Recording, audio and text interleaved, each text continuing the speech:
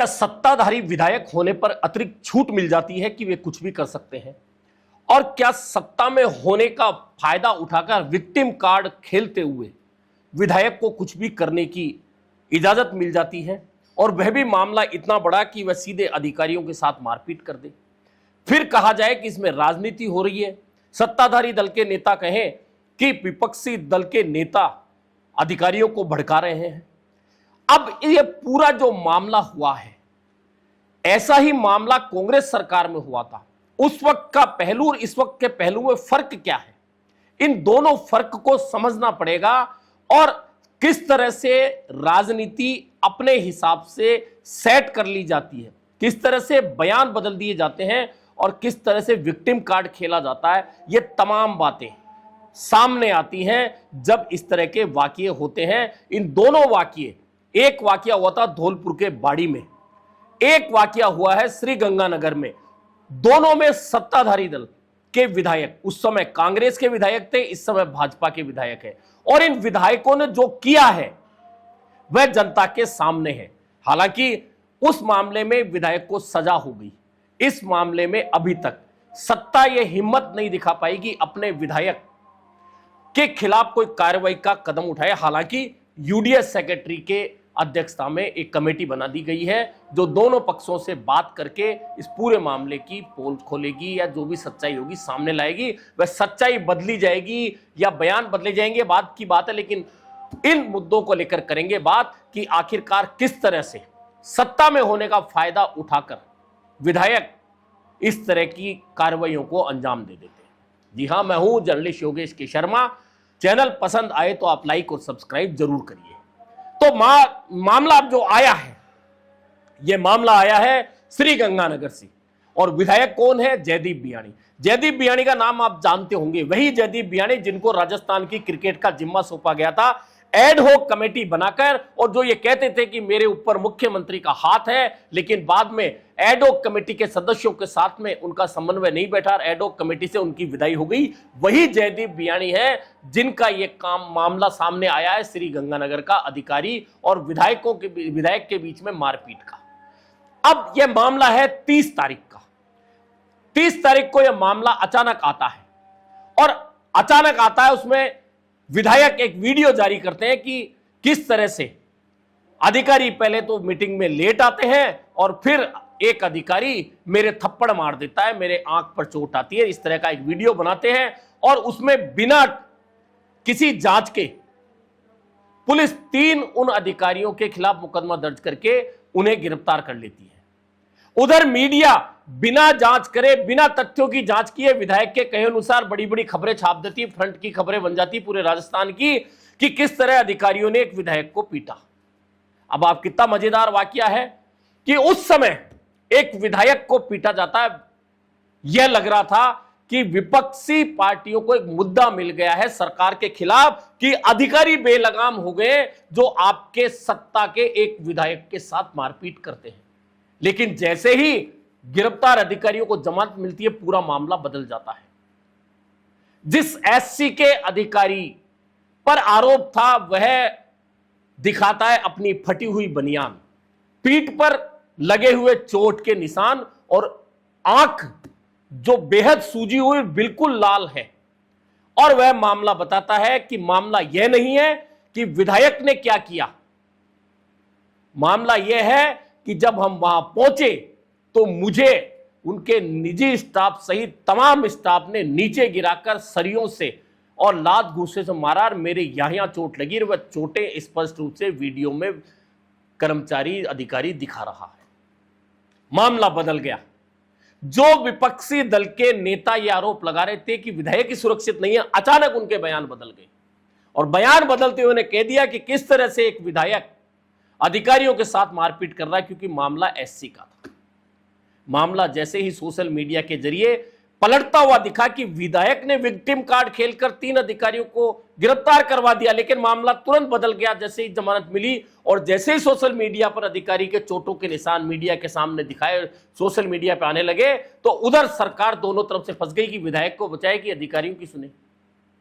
और मामला इसलिए भी गंभीर हो गया कि विधायक से पिटाई खाने वाले जो आरोप कथित रूप से जो बात कही जा रही है वह अधिकारी एससी से है।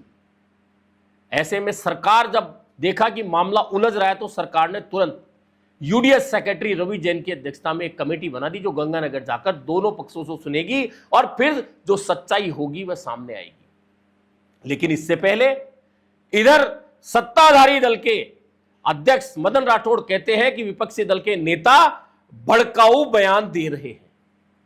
अब विपक्ष का तो काम ही है कि सरकार के खिलाफ बयान देंगे, ऐसी घटनाओं के खिलाफ बयान देंगे। अब अशोक गहलोत भी बयान दे रहे हैं, गोविंद सिंह डोटासरा भी दे रहे हैं, टीकाराम जूली भी दे रहे हैं। और देंगे क्यों नहीं? क्योंकि मामला अगर विधायक के साथ पिटाई हुई तो भी गंभीर, और विधायक ने अगर अधिकारियों को पीटा तो भी गंभीर, तो विपक्ष क्यों नहीं बोले? फिर इसमें भड़काऊ वाली बात क्या आ गई? और भड़काऊ वाली बात है तो शायद मदन राठौड़ भूल गए हैं। याद रखना चाहिए कि मार्च 2022 में एक घटना हुई थी धौलपुर जिले के बाड़ी में। कांग्रेस के विधायक थे गिरिराज सिंह मलिंगा।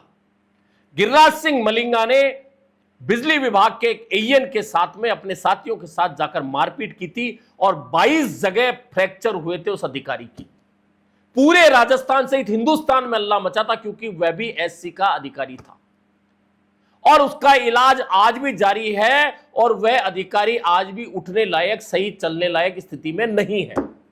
उस समय हल्ला मचा, तब भाजपा क्या भड़का रही थी या अपना विपक्ष का धर्म निभा रही थी, यह मदन राठौड़ को बताना चाहिए। उस मामले में कांग्रेस अध्यक्ष मल्लिकार्जुन खड़गे तक बात पहुंची और स्थिति यह हुई कि गिरिराज सिंह मलिंगा का टिकट कांग्रेस ने काट दिया। अब यहां भाजपा का चेहरा देख लीजिए कि जैसे ही कांग्रेस ने मलिंगा का टिकट काटा, चूंकि बाड़ी में भाजपा को जीत लगातार कई सालों से, कई चुनाव से नहीं मिल रही थी, तो तुरंत उन्हीं गिरिराज सिंह मलिंगा को, जिनके खिलाफ भाजपा बयान दे रही थी, टिकट दे देती है भाजपा। लेकिन चुनाव में हार मिलती है और वहां से बसपा चुनाव जीत जाती है। और उस मामले में क्योंकि केस दर्ज हुआ था, उस मामले में विधायक ने सरेंडर किया था। उसके बाद में कुछ दिन जेल में रहने के बाद विधायक को जमानत मिल गई। फिर जमानत की शर्तों का गिरिराज सिंह मलिंगा ने उल्लंघन किया तो उन्हें फिर जेल जाना पड़ा था।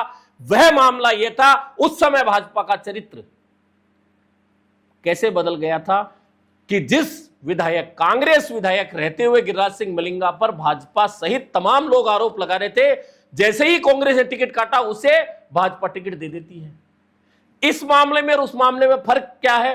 पिटने वाला यहां भी एससी का अधिकारी है, पीटने वाला सत्ताधारी विधायक है। उस समय भी सत्ताधारी विधायक था, अब वह भाजपा में है और जयदीप भियानी भाजपा की विधायक है। मामले में फर्क क्या है? दरअसल यह जो आरोप है, किसने किसको पीटा, किसके चोटें आई, और मदन राठौड़ कहते हैं कि इस मामले को सुलझा लिया जाएगा और अधिकारी के सम्मान को भी ठेस नहीं पहुंचेगी और विधायक के सम्मान को भी ठेस नहीं पहुंचेगी। यानी कि यह इशारा मदन राठौड़ ने कर दिया है कि इस मामले में आगे जाकर दोनों पक्षों में समझौते की संभावनाएं हैं। यह सरकार जाने, वह अधिकारी जाने, विधायक जाने, और कमेटी जो जांच करने जा रही है वह जाने कि आखिरकार इसकी सच्चाई क्या होगी और क्या सच्चाई सामने लाई जाएगी। लेकिन सरकार के अंदर इस तरह का घटनाक्रम होना एक बात की ओर तो इशारा कर ही रहा है कि वर्तमान में अधिकारी और विधायक और मंत्री, इन लोगों के बीच में आपसी सामंजस्य बुरी तरह से बिगड़ा हुआ है। यह कोई पहला मामला नहीं है।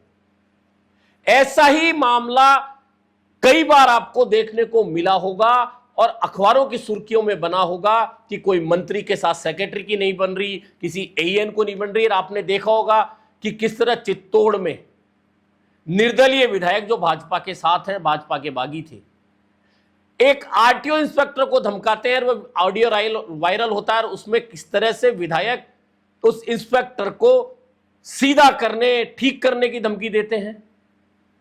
इस तरह के एक या दो वाकये नहीं, लगातार कई वाकये सामने आ चुके हैं। लेकिन किसकी गलती है, किस वजह से समन्वय नहीं है, इस पर चर्चा करने की बजाय राजनीतिक चर्चाएं ज्यादा शुरू हो जाती हैं। अब यह मामला चूंकि एससी के अधिकारी से जुड़ा हुआ है और यह बात बहुत अच्छी तरह से जानती है सत्ता भी और विपक्ष भी कि जिस गंगानगर इलाके में एससी के अधिकारी के साथ मारपीट हुई है, जो चोटें दिखा रहे हैं, उस गंगानगर, बीकानेर और हनुमानगढ़, क्योंकि बीकानेर और गंगानगर, हनुमानगढ़ दोनों लोकसभा क्षेत्र अभी एससी के लिए आरक्षित है, वहां एससी के ही एमपी हैं। ऐसे में वहां अगर यह मैसेज जनता में चला जाता है कि हमारे समाज के, हमारे वर्ग के अधिकारी के साथ सत्ताधारी दल का विधायक मारपीट कर रहा है, उसे मारा गया है ऑफिस में बुलाकर पटक पटक कर, तो यह मैसेज राजनीतिक रूप से कितना नुकसानदायक सत्ता के लिए हो सकता है। यही कारण है कि मदन राठौड़ कहते हैं कि ना अधिकारी के सम्मान में कमी आएगी, ना विधायक के सम्मान में कमी आएगी, यानी कि बजाय अपने विधायक पर सीधे कार्रवाई करने के भाजपा बीच का रास्ता ढूंढ रही है।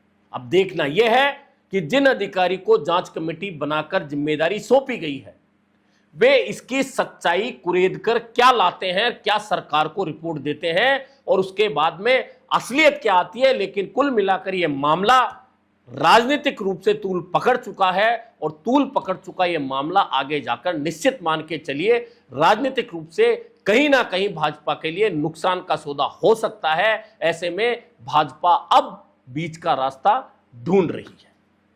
अभी के लिए इतना ही, फिर मिलेंगे नए मुद्दे पर चर्चा के साथ।